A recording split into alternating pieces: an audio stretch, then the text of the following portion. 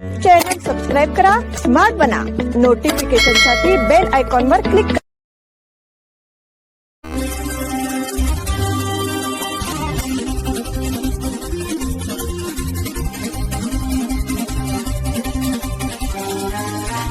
नमस्कार, स्मार्ट न्यूजच्या बुलेटिनमध्ये आपलं स्वागत. पाहूया आजच्या दिवसभरातील ठळक घडामोडी. सीमाप्रश्नी न्यायालयीन लढाईचा पाठपुरावा करण्यासाठी सज्ज. मुंबई येथील विधान भवनात मुख्यमंत्री देवेंद्र फडणवीस यांच्या अध्यक्षतेखाली झालेल्या उच्चाधिकार समितीच्या बैठकीत महाराष्ट्र-कर्नाटक सीमाप्रश्नावर सर्वोच्च न्यायालयात सुरू असलेल्या कायदेशीर लढ्याला गती देण्याबाबत महत्त्वपूर्ण चर्चा झाली.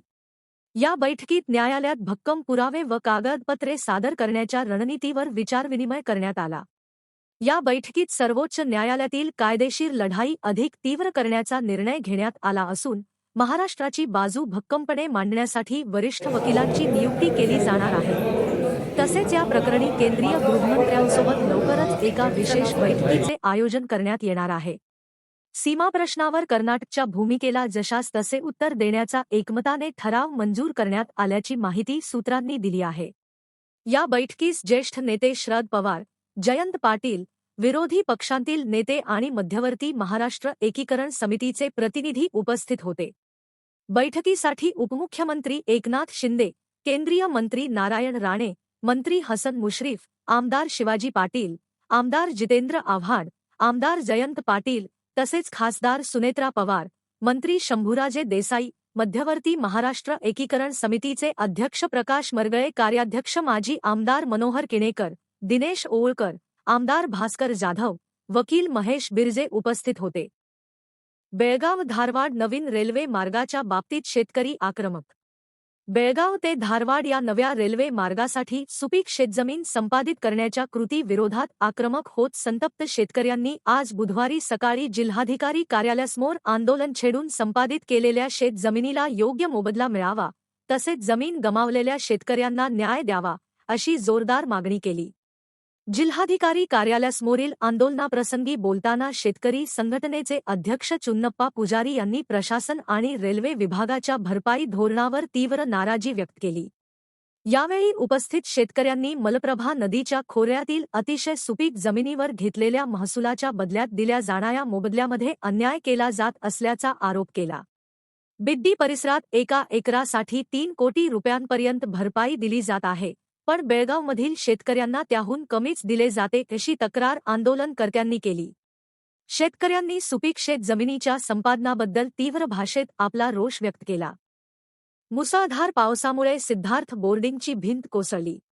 शहरातील शहापूर परिसरातील नाथ पै सर्कल येथील सिद्धार्थ बोर्डिंगची संरक्षक भिंत मुसळधार पावसामुळे कोसळली. ही घटना आज घडली असून परिसरात काही काळ घबराटीचे वातावरण निर्माण झाले.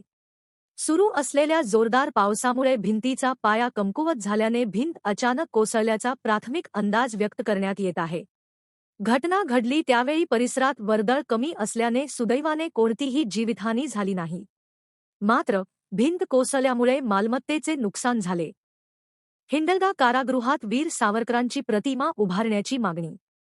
हिंडलगा येथील बेळगाव जिल्हा मध्यवर्ती कारागृहात स्वातंत्र्यवीर सावरकर यांची प्रतिमा आणि नामफलक उभारण्यात यावा, तसेच बेळगाव शहरातील मध्यवर्ती बसस्थानक, रेल्वे स्थानक आणि विमानतळावरही त्यांच्या प्रतिमा स्थापित करण्यात याव्यात, अशी मागणी श्रीराम सेनेचे राष्ट्रीय अध्यक्ष प्रमोद मुतालिक यांनी राज्य सरकारकडे केली आहे. बुधवारी येथील सरकारी विश्रामधामात आयोजित पत्रकार परिषदेत ते बोलत होते. या मागण्यांसाठी येत्या सोमवार 13 जुलै रोजी सकाळी 11 वाजता हिंडलगा मध्यवर्ती कारागृहासमोर वीर सावरकर अभिवादन कार्यक्रम आयोजित करण्यात आल्याची माहिती त्यांनी दिली. त्यांनी सांगितले की कर्नाटकमध्ये भाजपचे सरकार असताना तत्कालीन गृहमंत्र्यांनी हिंडलगा कारागृहातील सावरकरांना ठेवण्यात आलेल्या कोठडीला भेट देऊन तेथे त्यांच्या प्रतिमेचे पूजन केले होते.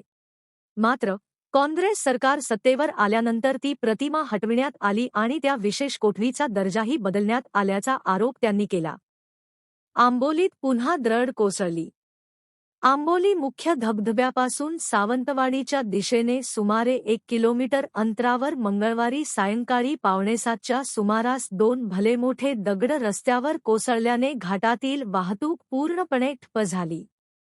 सुदैवाने दगड कोसळले त्या क्षणी तेथून कोणतेही वाहन जात नसल्याने जीवितहानी टळली.